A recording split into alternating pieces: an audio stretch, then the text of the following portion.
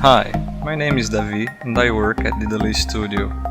And today I'd like to share with you a little tip on character rigging, more specifically making dynamics control splines to control your rigs, like the one we see on this character here, where I can drag the spline up and down to control the character's eye, and the spline is not moving, it's deforming to resemble the deformation that we see on the eye itself.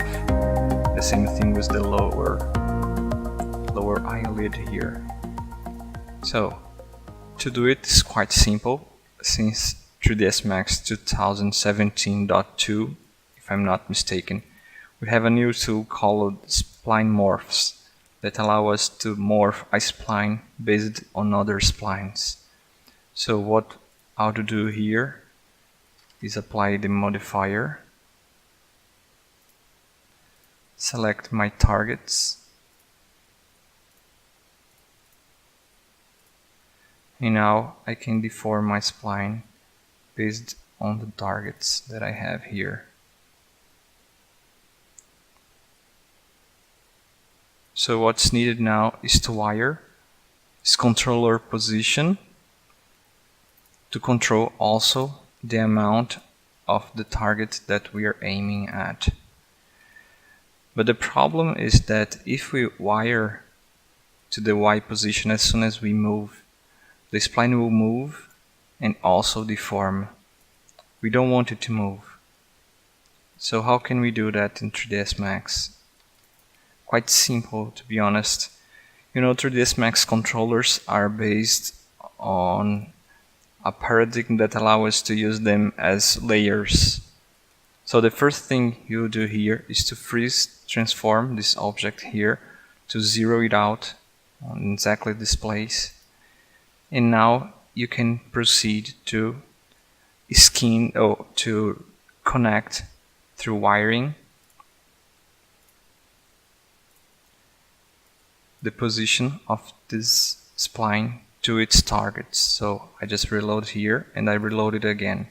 Here I'll search for the spline morphs. I have the targets right here. And here I'll search for my position, my zero out position, and then my Y position.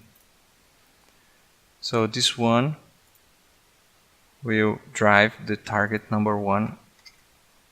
I'll multiply it by 50, so I just need to move it 2 units up to make it happen. So I just need to move 2 units, and it's happening here, it's deforming as it should. And the other one, I do the same thing, but now using a negative. So when it moves down, it drives the morph in a positive manner. So I connect, and now it deforms down as well. I have up and down. So how do I make it stop? Remember I said these are like layers of transformation. So all you need to do is to get on the position list that you've just created when you first transform it and put the weight on it to 0. So now you can move it up and down,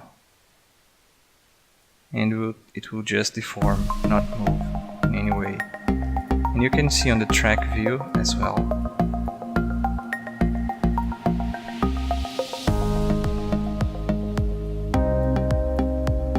That it's actually changing the value. So you can use the same value here of your Y position to drive the morph targets of the mesh itself like you would regularly do on spline controls.